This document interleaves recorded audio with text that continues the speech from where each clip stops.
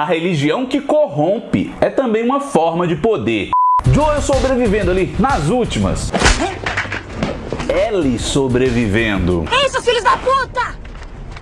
A diferença é bem nítida, até porque a experiência dos dois nesse quesito é outra. Mas experiência é algo adquirido, né? A Ellie tá passando por coisas que literalmente o Joel não poderia, simplesmente porque a partir do momento que ela é mulher, o desafio é outro. Fala que Ellie é a garotinha que quebrou a porra do seu dedo!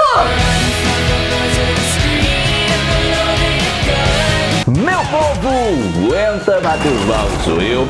E o penúltimo episódio da primeira temporada de The Last of Us, apesar da evidente passada de tempo, dias, sei lá, eu acho que é o que continua mais diretamente o episódio anterior, se liga? E eu digo isso até para as pessoas que pensaram e externaram isso aí na internet, nos comentários do vídeo passado, que aquele episódio era só filler. Não era, né? A gente continua com a Ellie sozinha, assustada e tendo como seu maior medo ali perder o Joel. Aliás, povão, falando em episódio passado, quem não viu, o link tá aí em cima. Eu já peço pra vocês darem uma olhada, darem o like, que já ajuda demais. Mesmo sendo um vídeo anterior, ajuda você a dar like e comentar em qualquer vídeo da gente. Aliás, se você puder ajudar realmente, além dos likes, dos compartilhamentos, você pode se inscrever nesse canal. Eu sei que o YouTube ainda tá difícil nesse quesito, mas tenta aí dar essa inscrição, chamar outros inscritos que a gente precisa para continuar fazendo esse trabalho. Outra coisa que a gente tá fazendo é o clube de inscritos. Você pode ir lá escolher a categoria que você acha que se encaixa melhor, tanto no seu orçamento quanto no que você quer, para receber coisas diferentes, para ter realmente esse contato e principalmente esse clube de inscritos é para quem quer ajudar, para quem quer dizer assim, ó, tô dando essa força aqui, é o que eu posso fazer para você continuar com o seu trabalho. É isso. Mas assim, voltando aqui para a história, nesse momento a gente vê a dupla protagonista separada em boa parte do tempo, mas indiscutivelmente, meu povo, eles estão lutando um pelo outro. Ele estava defendendo você, mas você já sabia. E aqui é bom a gente notar que são colocados diversos pontos num contexto apocalíptico aí. Papel da mulher na sociedade, religião e a régua moral que pode guiar alguém nesse fim do mundo, se é que existe essa régua. Para alguns, sim. Você tá comendo gente, seu merda doente! É sempre muito pertinente e, se a gente pensar bem, se torna até um pouco clichê, né não, povo? Colocar como certas pessoas lidaram com religião durante o apocalipse. É tipo uma seita esquisita? E eu digo clichê porque acho que inevitavelmente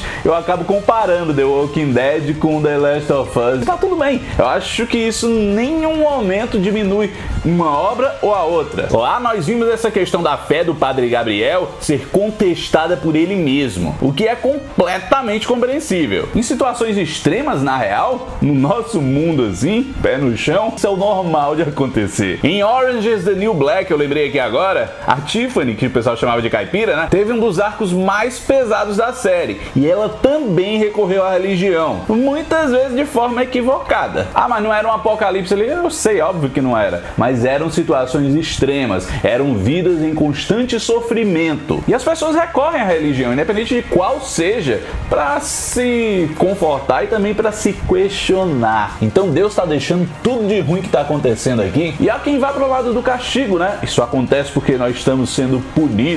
A gente merece. Deus limpará de seus olhos toda a lágrima, e não haverá mais morte, nem pranto, nem clamor, não haverá nem mesmo dor. Pega pela nossa realidade, né, povo? Quantas pessoas exploram claramente na nossa fuça, assim, fazendo a gente de otário a fé? É padre todo emplastificado, morando em mansão, pastor milionário, explorando e tirando dinheiro de gente humilde, político, se aproveitando de religião, se colocando como o enviado de Deus para salvar as pessoas, tirar do buraco. Tem de tudo e isso sem o caos. O David é tudo isso somado a uma pessoa com desvio de caráter, com sérios problemas, que precisava só daquela mãozinha, amigo ou inimiga, pra chegar nesse lugar péssimo que ele chegou. O mundo acabou e você ainda acredita nessa merda.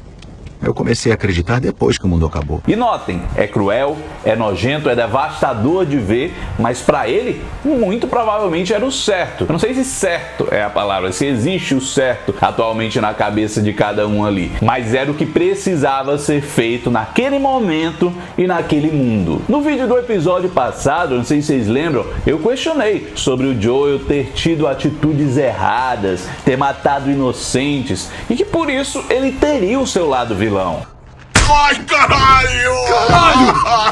Pra ele era o que precisava ser feito para se manter vivo. Então, por mais absurdo e reprovável que seja o comportamento do David, notem que ele não faz essas coisas em momento nenhum se questionando: será que eu estou certo? Será que eu estou errado? Não, ele tem certeza que está fazendo certo e, se duvidar, seguindo os desígnios de Deus. E eu digo se duvidar porque em vários momentos ali parece que a utilização da fé como forma de controle de massa é usada de forma calculada aqui, sem ele realmente acreditar no que está pregando. Eles fazem tudo o que eu mando. Eles me seguem. Em 2019, inclusive, povão, o Troy Baker, que é o cara que fez o Joel nos jogos, comentou sobre isso. Ele disse que o Joel e o David não são tão diferentes assim, e que se fosse pedido para o próprio Joel analisar friamente o seu papel nessa história, nem ele, o Joel, se colocaria como herói nisso tudo. O legal também é que o Troy Baker foi convidado para fazer parte do elenco de The Last of Us e finalmente apareceu nesse episódio. Ele é o James, o braço direito do David. Lógico que os seguidores dele nem sempre estão satisfeitos. No começo eles seguiram, foram lá, acreditaram, viram o poder e a liderança corromper aquele cara, mas no momento que eles estão ali relativamente seguros, quem é que vai questionar? Quem é que vai bater de frente? Sair de uma situação assim em dias comuns já é difícil, imagina no meio desse apocalipse. Nesse caso, o David se torna um opressor ali no meio daquela gente. Eles estão sofrendo abuso naquele momento de fragilidade. Eles foram ludibriados por uma falsa bondade, uma falsa fé que nitidamente não vai de encontro às atitudes dele. O que o David se tornou não foi só um chefe de seita, ele se tornou o ditador daquela comunidade. Ele usa Deus ao lado do medo. O Deus dele é aquele que castiga, que eu estava falando. Ele ama a todos, ele quer o bem, mas não ouse questioná-lo não, porque o negócio pode ficar feio. Não existe medo no amor. Então assim, meu povo, eu acho que se for comparar o episódio com o jogo, como eu sempre tenho feito, eu devo dizer que foi impecável. As cenas são muito parecidas com as do jogo, e como a série sempre tem feito, eles dão camadas a personagens secundários, explicando melhor suas motivações ou mesmo criando novos fatos que justificam bem mais os seus passos. O David já era uma expectativa para a série. Eu acho que em termos comparativos assim, para os fãs de The Last of Us, ele era tipo, quando o Negan vai aparecer? Um cara odiável e que eu achei inclusive que iam modificar um pouco ou completamente tirar ele da história. Porque a gente já teve no episódio 5, esse aqui que tá aqui em cima, para quem não viu, já dá aquela clicada pelo menos para dar o like. A gente já tinha visto um embate diferenciado com humanos, né? Diferenciado com relação ao jogo, que eu quero dizer. Mas que bom que adaptaram tão bem, né? Porque um dos motivos que eu achava que não ia rolar eram as atitudes tão pesadas desse vilão religioso aí. David, quando foi criado, foi pensado para ser chamado de o Rei Canibal. E tudo bem que isso mudou, mas a crueldade e doentia ideia dele de repovoar o mundo o faz inclusive querer estuprar a Ellie. O fato do alimento escasso e de eles acabarem virando canibais deixa ainda mais nítida essa hipocrisia na fé do David. Tudo bem que se a gente for contar assim, meu povo, é bem difícil julgar o canibalismo nessa questão. Vocês notaram que as pessoas não querem fazer aquilo e até duvidam do James quando ele traz carne de cervo. O que é isso? É cervo. Mas a prática do canibalismo em si, nessa situação, não necessariamente é algo maldoso. Às vezes é a necessidade, é o desespero. Não deixa de ser assustador, né? O que realmente pode definir o David também é isso, assustador. O que eu podia fazer? Deixar eles passarem fome? Escondido na pele de cordeiro, David intimida os seus e os de fora. E é daquele jeito que eu disse, meu povo. No game, é é mais escondido as coisas, ou pelo menos é um pouco menos aprofundado. Na série não, na série eles vão lá, no ponto. Abrem tudo sobre isso. O próprio Nolan North, dublador do David nos games, já tinha comentado lá em 2019, eu acho, que a intenção do David sempre foi de estuprar a Ellie. A insistência em manter aquela garota viva nunca foi em momento nenhum a benevolência do cara por ela ser uma menina tão jovem. Transar com a Ellie, fazer filhos nela, o objetivo era claro, principalmente quando ele notou que ela era uma garota diferenciada, de fibra, que sobreviveu nessa algazarra que tudo se tornou por mérito próprio também. Você tá além disso.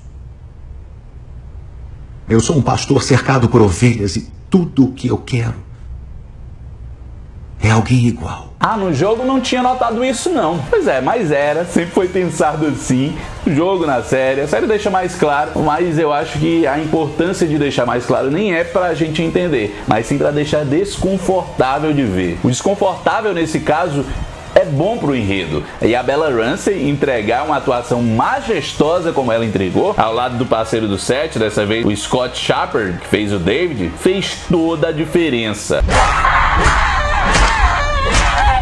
Então sim, esse é um episódio que traz bem mais do que o confronto, do que a tentativa da Ellie de sobreviver e de manter o Joel seguro. A posição da Ellie aqui como prisioneira mulher faz tudo ficar muito mais dramático. E eu sei que tem muita gente aí que tá com saudade dos infectados, eu também sinto falta em alguns momentos ali, porque no game a gente era acostumado ao quê? A ver infectados, zumbi, como você queira chamar, o tempo todo, né? Era o gameplay. Mas aqui é diferente. Eu vou até fugir, sabe, povão? Daquela frase clássica que quem tenta defender The Last of Us desse tipo de crítica tem falado: ah, The Last of Us não é sobre infectados, não é sobre zumbis, é sobre pessoas, é sobre Joel e Ellie. E não que esteja errado. Eu acho que The Last of Us é sim sobre infectados. Na verdade, é sobre como aquele mundo ficou e como as pessoas estão vivendo em um mundo onde os infectados ditaram as regras e modificaram a rotina. Sem os infectados, o David provavelmente não teria se tornado esse crápula que ele virou, não teria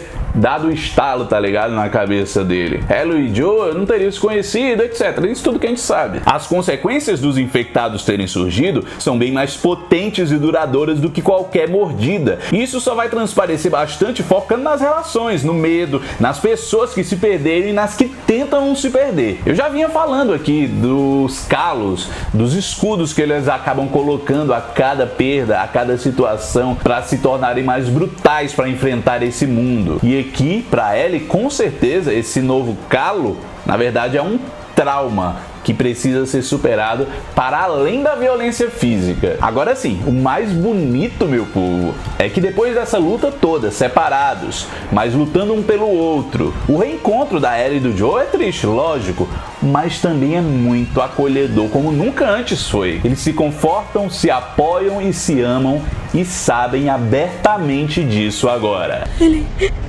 Tá tudo bem. Tá tudo bem, meu amor. Mas e aí, povão? Vocês tinham visto isso tudo durante esse episódio? Vocês assistiram o episódio pensando em tudo que a Ellie estava passando e que o Joel estava passando e como um codependia do outro para ter a força de sobreviver? Diz aqui nos comentários o que vocês acham. Vou aqui comer o meu lanche porque esse episódio nem foi tão bom para comer lanche. Eu fiquei mais parado do que comendo. Mas agora é a hora, já fiz a análise. Sempre vem aqui no canal, dá uma olhada nos vídeos. Vai ter vídeo novo o tempo todo aqui durante a semana, durante o fim de semana. Então a gente precisa da ajuda de vocês para manter esse negócio fixo, bom e grande, belezinha? Vou embora, esfirrinha aqui e o café tá bem acolá. Mais um vídeo pra conta, viu?